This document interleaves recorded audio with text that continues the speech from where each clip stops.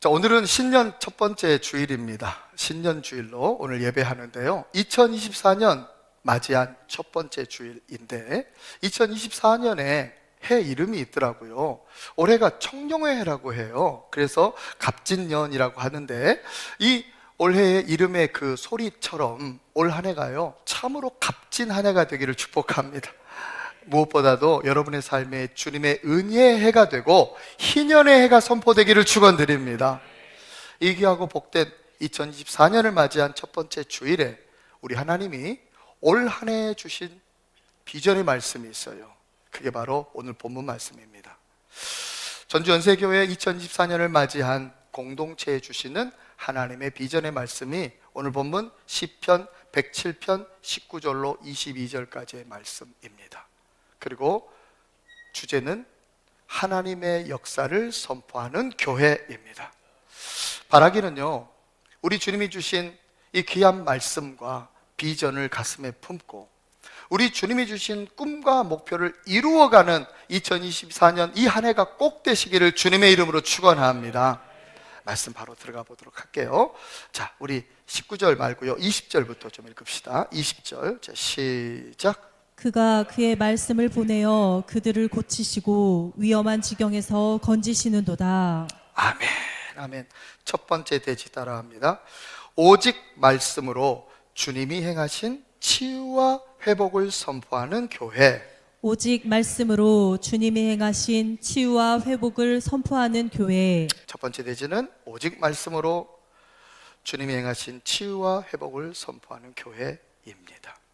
하나님의 역사를 선포하는 교회는요, 오직 말씀으로 치유와 회복이 일어나는 교회입니다. 하나님은 치유의 하나님인 줄로 믿습니다. 나는 너희를 치료하는 여호와니라 하나님 말씀하셨어요. 출애굽기 15장을 보니까요, 이스라엘 백성들이 이제 출애굽을 해서 광야를 만났어요. 수르 광야에서요 마라라는 곳에 도달했는데 목이 너무 말랐거든요. 여러분, 사막과 광야는 얼마나 목마른 곳입니까? 목이 마르는데요 샘을 발견해서, 그런데 이 샘이요 먹을 수 없는 쓴물인 거예요. 쓴물. 이 물 잘못 먹으면요 탈나요. 이 물 잘못 먹으면 병나요. 아니, 잘못 먹으면 죽어요. 그때였어요. 하나님이 이스라엘 백성들에게 26절에 출애굽기 15장 26절 하반절 이렇게 말씀하죠. 나는 너희를 치료하는 여호와니라. 그러면서 이들을요 어디로 인도하냐면 엘림이라고 하는 곳으로 인도를 딱 해줘요. 엘림이 어떤 곳이었냐면요, 기야말로 기막힌 사막의 오아시스였어요. 그곳에는요 12샘물이 있고 70주의 종려나무가 있는 곳이었어요. 12샘물, 그 마라에서 그 쓴물을 경험한 백성들에게 12샘물, 아주 깨끗하고 아주 맑은 샘물로 그들을 치유하시고 그들에게요 힐링 타임을 갖게 하신 분이 하나님이세요. 고단했던 사막의 여정을, 고단했던 광야의 여정을 거기에서 풀고 그곳에서 그들만의 힐링 타임을 가졌대요. 하나님이 보호해 주시고 하나님이 치유해 주시는 그 시간을 가졌어요. 고단한 몸과 마음이 치유되고 회복되는 역사가 일어났어요. 하나님은 치유의 하나님인 줄로 믿습니다. 우리 하나님은요 우리의 아픔과 우리의 상처와 우리의 고통을 고쳐주시고 치유하시고 회복하시는 하나님임을 믿으시기 바랍니다. 성경 볼까요? 시편 147편 2절 3절 읽어주세요. 시작. 여호와께서 예루살렘을 세우시며 이스라엘의 흩어진 자들을 모으시며 상심한 자들을 고치시며 그들의 상처를 싸매시는도다. 아멘. 올 한 해도요 우리 하나님이 나의 상한 마음을 고쳐주시고 나의 상처를 치유해 주시는 그 은혜가 가득한 올 한 해가 되어지고요 2024년은 어느 해보다 건강한 한 해 되기를 축원합니다. 자, 그런데 오늘 본문을 자세히 보면요 하나님이 치료하신다가 아니라요 하나님이 말씀을 보내어 고쳐주시고 치료하신다 이렇게 되어 있어요. 자, 오늘 본문 다시 한번 봅시다. 20절 상반절만요. 자, 시작. 그가 그의 말씀을 보내어 그들을 고치시고 아멘, 아멘. 오늘 우리가 놓치지 말아야 될 포인트가 저거예요. 하나님이요, 말씀을 보내서 치료해 주신다는 거예요. 물론 우리 하나님이요, 직접 치료도 해요. 그런데 하나님은 대부분 말씀을 보내서 치료하시는 그 역사를 이루어요. 그럼 말씀을 보낸다는 것이 무슨 말일까요? 잘 들어보세요. 구약 시대에는요, 하나님의 말씀을 대언하는 대언자들이 있었어요. 그들이 누구냐면 선지자들이었어요. 예언자들이었어요. 하나님은요, 선지자들을 세워서 그들에게 당신의 말씀을 부어주시고 그들을 보내서 하나님 말씀을 선포하게 했어요. 그러니까 말씀을 보내어 고쳐주신다는 말은 하나님이 말씀을 주신 그 선지자들을 보내서 하나님 말씀을 통하여 이스라엘 백성들을 고쳐주신다, 이 말씀인 거예요. 그래서요, 이스라엘 백성들이 선지자들의 입술을 통해서 하나님이 보내주신 말씀을 듣고 청종하고 순종하고 따르는 사람들은 치유가 일어나고 고침이 일어나고 회복이 일어나고 놀라운 은혜와 구원을 받았어요. 근데 반대로 하나님이 보내주신 선지자들의 그 입에서 나온 하나님 말씀을 거부하고 무시하고 따르지 않았던 사람들, 불순종했던 사람들, 어떤 역사도 일어나지 않았어요. 이 귀한 사역에 쓰임받은 마지막 선지자가 있어요. 그분이 바로 세례 요한이었어요. 세례 요한은 마지막 선지자로 쓰임받은 귀한 종이었답니다. 이 세례 요한이 하나님의 보내심을 받아서 외쳤던 하나님의 말씀 첫 마디가 뭔지 아세요? 회개하라였어요. 회개하라. 그렇다면 회개하라와 치유하는 것은 어떤 관계가 있는 걸까요? 회개하는 것과 치유는 무슨 관계가 있을까요? 잘 들어보세요. 이 땅의 대부분의 질병들 있죠. 모든 질병들, 아마 대부분 질병일 거예요. 이 모든 질병들의 원인을 파고 들어가 보면요, 그 원인의 근본 원인을 보면 뭐가 나오냐면 죄가 나와요. 죄. 이 죄가 근원이 돼가지고 발전하고 파행되고 파생돼가지고 결국 질병이 되는 거예요. 그래서 그 질병의 원인, 그 고통의 원인을 들여다보면 누군가의 죄 때문에, 어떤 상황이 만든 죄악 때문에, 나의 죄 때문에, 그래서 고통과 아픔이 찾아왔다라는 것을 깨닫게 돼요. 그러므로 우리가요, 치유와 회복을 이루기 위해서 먼저 해야 될 게 뭐냐면 바로 회개인 줄로 믿습니다. 사랑하는 성도 여러분, 2024년 올 한 해예요. 이 하나님의 은혜가 끊임없이 이어질 줄로 믿습니다. 말씀을 통해 치유받고 말씀을 통해 회복되고 고침받는 역사가 우리 가운데 가득하시기를 주님의 이름으로 축원드립니다. 두 번째는요, 19절 그리고 21절 말씀 읽겠습니다. 시작. 이에 그들이 그들의 고통 때문에 여호와께 부르짖음에 그가 그들의 고통에서 그들을 구원하시되 여호와의 인자하심과 인생에게 행하신 기적으로 말미암아 그를 찬송할지로다. 아멘, 아멘. 두 번째 대지 따라합니다. 오직 기도로 주님이 행하신 인생의 기적을 찬송하는 교회. 오직 기도로 주님이 행하신 인생의 기적을 찬송하는 교회. 아멘, 아멘, 아멘. 하나님이 역사하시는 교회는요, 오직 기도로 하나님이 기적을 베푸시는 것들을 경험하고 그 은혜를 찬송하는 교회입니다. 오늘 본문 보니까요, 저들이 고통 때문에 여호와께 부르짖음에 여호와께서 들으시고 구원하시고 그래서 마침내 기적을 이루셨다, 이렇게 노래하고 있어요. 보면 잘 보면요, 그들이 왜 기도했고 왜 간구했어요? 왜 부르짖었어요? 고통 때문이었다는 거예요. 고통이 있었기에 부르짖을 수밖에 없었고, 그랬더니 하나님이 기적을 일으켜 주셨다라는 거예요. 그러고 보면 고통은요, 기적의 재료예요. 고통은요, 기도할 수 있도록 해주는 요인인 거예요. 고통이 없었다면 저들은 기도 안 했어요. 고통이 없었다면 저들은 부르짖지 않았어요. 고통이 없었다면 그 하나님의 놀라운 기적을 전혀 경험 못했을 거예요. 그러나 고통이 있었기 때문에 부르짖었고, 고통이 있었기 때문에 하나님께 매어 달렸고, 그 고통 때문에 기적이 일어난 거죠. 그래서 고통은 기적의 재료랍니다. 고통은 기도의 계기가 되었답니다. 고통뿐만이 아니에요. 오늘 본문 보니까요, 사실 시편 107편에는 비슷한 말씀이 여러 군데 나와요. 시편 107편 오늘 우리 13절도 한번 볼까요? 시작. 이에 그들이 그 환난 중에 여호와께 부르짖음에 그들의 고통에서 구원하시되. 아멘, 아멘. 이에 그들이 그 환난 중에 여호와께 부르짖었대요. 아까는 고통 중에도 부르짖었더니 하나님이 구원해 주시고 하나님이 놀라운 기적을 일으켰다 했잖아요. 13절에서는요, 환난 때문에도 기도했대요. 그랬더니 하나님이 기적을 베풀어 주셨다는 거죠. 환난도 기적의 재료였어요. 환난도 기도할 수 있는 요인이 되었던 거예요.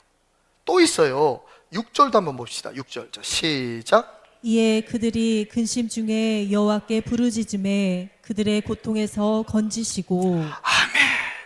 근심 중에 여호와께 부르짖음에 그들에게 찾아온 근심거리가요, 그들에게 찾아온 걱정거리가요, 하나님께 기도할 수 있는 계기가 되었고, 하나님께 기도하여 하나님이 기적을 베푸시는 재료가 되었다라는 거예요.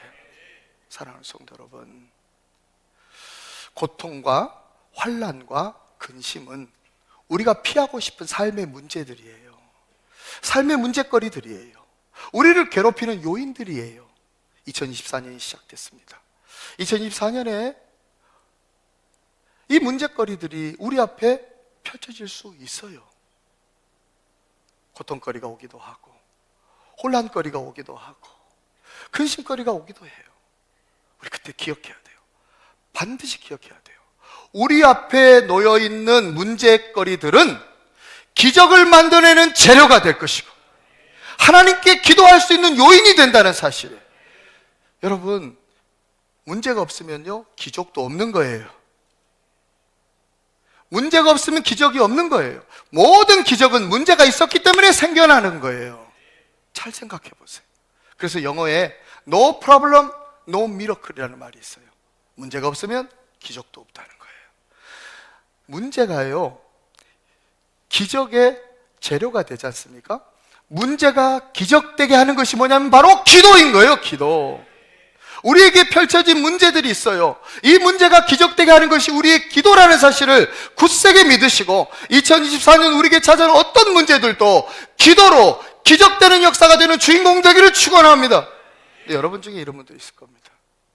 저는 나름대로 기도했는데 문제는 그대로 문제로 남아있고 기적은 안 일어나는데, 목사님 이건 어찌된 일입니까? 잘 들어보십시오. 잘 들으셔요. 마가복음 9장을 보잖아요. 그러면 한 아이의 아버지가 아이를 데리고 예수님께 나와요. 이 아이는 어떤 아이냐면 귀신 들리는 아이예요. 어떤 귀신 들렸냐면 귀가 멀고 말 못하게 하는 귀신이에요. 귀 먹은 귀신. 귀가 먹어버렸으니까 안 들리니까 말을 못하는 거죠. 따라서 못해요.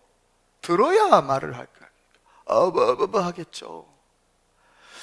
아이가 이렇게 태어나면서부터 이 귀신 들려가지고 이 지경인데 부모의 마음이 어찌겠어요.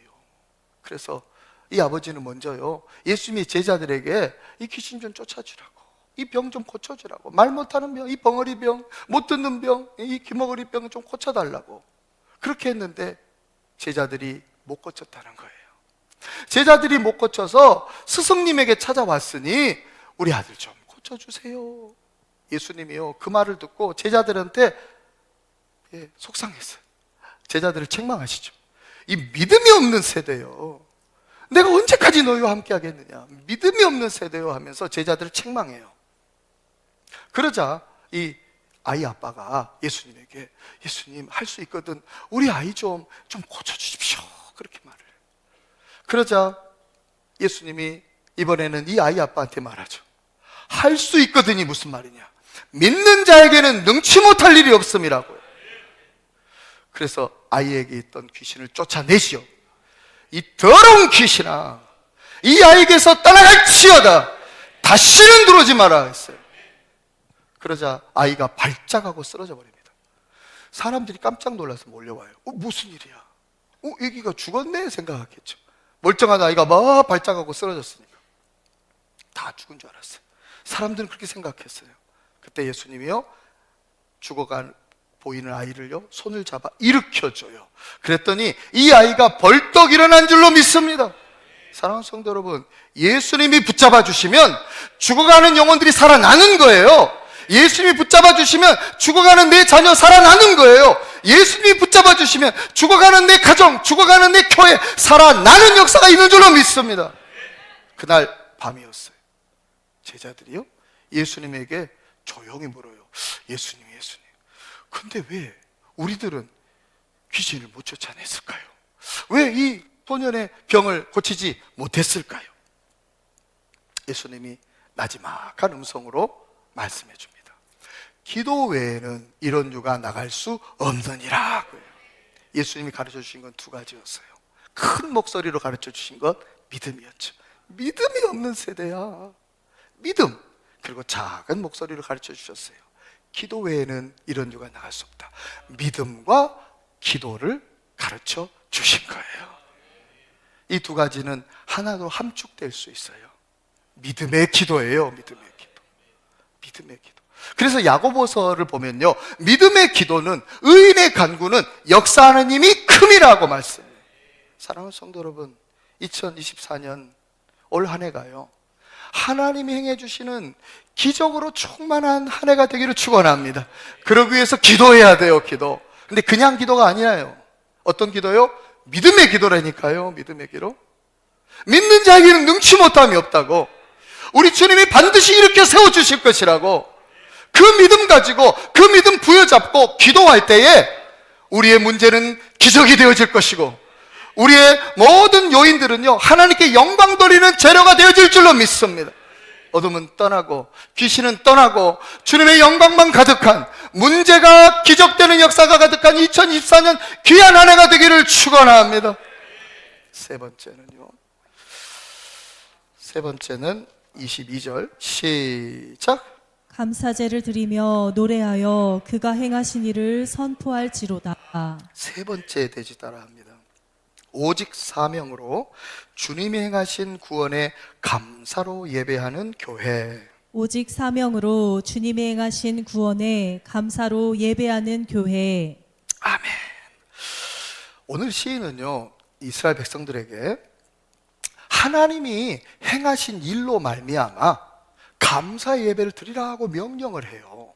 하나님이 행하신 일 도대체 뭐였길래 감사로 예배하라고 명령하는 걸까요? 하나님이 행하시는 일, 행하신 일을 역사라고 해요. 그렇잖아요? 역사, 사역 그 뜻이에요.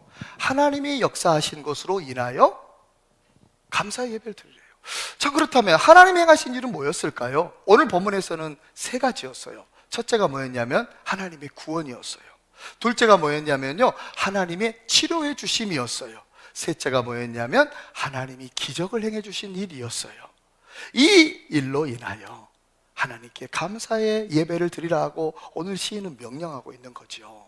근데 이 세 가지는요 하나로 모아집니다. 뭘로 모아지냐면 하나님의 구원으로 모아져요. 구원이 맨 먼저 나온 이유가 있어요. 구원이 가장 중요하니까. 그리고 하나님이 치료해 주신 것도요 구원해 주기 위해 치료해 준 거예요. 그렇죠? 또 하나님이 기적을 베푸신 것도요 구원해 주시기 위해 기적을 베푸신 거예요. 그리고요 기적 중에 기적은 우리가 구원받은 거예요. 어떻게 저런 인간들이 구원을 받고, 어떻게 저런 사람들이 구원을 받고, 이건 진짜 기적이라고밖에 말할 수가 없는 거예요. 하나님의 은혜로 있을 데 없는 자 왜 구속하여 주는지 난 알 수 없도다. 아멘 아닙니까? 있을 데 없는 나를 왜 구원해 주신지 알 수 없을 정도로 신비롭고 너무너무 기적적인 일이 우리가 구원받은 사실인다는 사실을 믿으시기 바랍니다. 그래서 감사할 수밖에 없는 거예요. 그러므로 구원으로 인하여 감사하라고 오늘 시인은 명령하고 있는 거지요. 우리에게 예수님이요 주신 사명이 있어요. 어떤 사명? 대사명, 지상명령이죠. 오늘 아까 언급했던 마가복음 16장 15절 말씀. 너희는 온 천하에 다니며 만민에게 복음을 전파하라고 했어요. 여러분, 우리가 만민에게 복음을 전파하면 어떤 일이 벌어질까요? 만민에게 복음을 전파하면요, 이 복음은 모든 믿는 자에게 구원을 주시는 하나님의 능력이 됨이라. 첫째는 유대인에게요, 또한 헬라인에게로다. 우리가 복음을 전파하잖아요. 그러면 이 복음은 구원을 이루는 하나님의 능력이 되는 줄로 믿습니다. 모든 믿는 자에게, 모든 만민에게, 유대인이든 헬라인이든, 문명인이든 야만인이든, 종이든 자유자든, 남자든 여자든, 모든 믿는 자에게 구원을 주신 하나님의 능력이 우리가 선포하는 복음 가운데 있는 줄로 믿습니다. 그래서 우리가 이 사명 감당하고 복음을 전하면요, 구원받는 역사가 일어나는 거예요. 그래서 그 구원으로 인하여 감사 예배를 끊임없이 드리는 귀한 예배가 우리 교회 예배가 되어야 할 줄로 믿습니다. 2024년 주어진 주일이요, 이렇게 감사하는 주일이 되기를 축복합니다. 우리에게 주신 주일, 여러분, 제가 지난주에 말씀드렸어요. 주일은 부활주일을 상징한다고. 매 주일은 부활주일이라고 말씀했어요. 안식일, 7번째 안식일, 제7일 안식일이 어떻게 해서 주일이 되었냐면 예수님 부활하셨기 때문에. 그래서 매 주일 예배는 사실 부활주일 예배인 거예요. 우리가 다시 살아나는 부활의 감격과 부활의 복을 받는 날이 주일인 줄로 믿습니다. 사명자에게는 또 돼요. 사명자는요, 주일이 부활주일이면서 또 어떤 주일이어야 되냐면 감사주일이 돼야 되는 거예요. 왜요? 우리에게 주신 사명, 복음을 전파하면 이 복음은 모든 믿는 자들에게 구원을 주시는 하나님의 능력이 되기 때문에 복음 듣고 구원받는 역사가 가득해서, 그래서 그 구원의 감격을 인하여 예배하는, 감사의 예배하는 곳이 되기 때문에, 그래서 매 주일은 사명자들에게 감사의 주일이어야 할 줄로 믿습니다. 감사와 행복은요, 같은 감정이라고 해요. 이상화 선수가 스케이팅으로 세계 신기록을 냈을 때 그녀가 인터뷰에서 이런 말을 했어요. 감사합니다 외치는 거예요. 감사합니다. 그러면서 너무너무 행복해해요. 감사하면요, 행복이 나오고 또 행복하면 감사가 나오게 되어 있어요. 이건 같은 감정이라고요. 그래서 진짜 행복한 사람은 어떤 사람이냐면 감사할 줄 아는 사람이에요. 반대로 불행한 사람은 어떤 사람일까요? 불행한 사람은 불행거리가 있고 불만거리가 있고 힘든 일이 있어서가 아니라 감사할 줄 모르는 사람이 불행한 사람인 거예요. 감사가 행복을 만드는 거예요. 사랑하는 성도 여러분,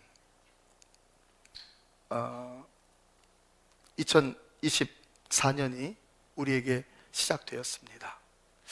우리가 주님 앞에 드려야 할 감사의 가장 큰 제목은 뭐가 돼야 될까요? 가장 큰 감사가 뭘까요? 다윗은 시편 32편에서 이렇게 고백합니다. 허물의 사함을 받고 죄의 가리움을 받은 자가 복이 있도다 하고 노래해요. 죄 사함의 은총이 다윗에게 있어서는 가장 큰 감사의 제목이었던 거예요. 시편 116편 기자도 마찬가지예요. 내가 어려울 때 주께 구원을 받았도다. 이 은혜를 무엇으로 보답할꼬? 내가 구원의 자를 높이 들고 여호와의 이름을 부르면서 나의 소원을 갚으리로다 고백해요. 하나님이 구원해 주신 그 은혜가 감사하다고 그가 고백하는 거죠. 사랑하는 성도 여러분, 사랑하는 성도 여러분, 사랑하는 성도 여러분, 죄사함의 은총과 구원의 감격이 2024년 우리가 주님 앞에 드려야 할 매 주일의 감사의 제목이 되어야 할 줄로 믿습니다. 그리고 우리가 사명 잘 감당해내서 죄사함의 은총과 구원의 감격을 새롭게 체험하는 사람들이 매주마다 넘쳐나는 그런 귀한 예배가 2024년 우리 교회 예배가 되어야 할 줄로 믿습니다.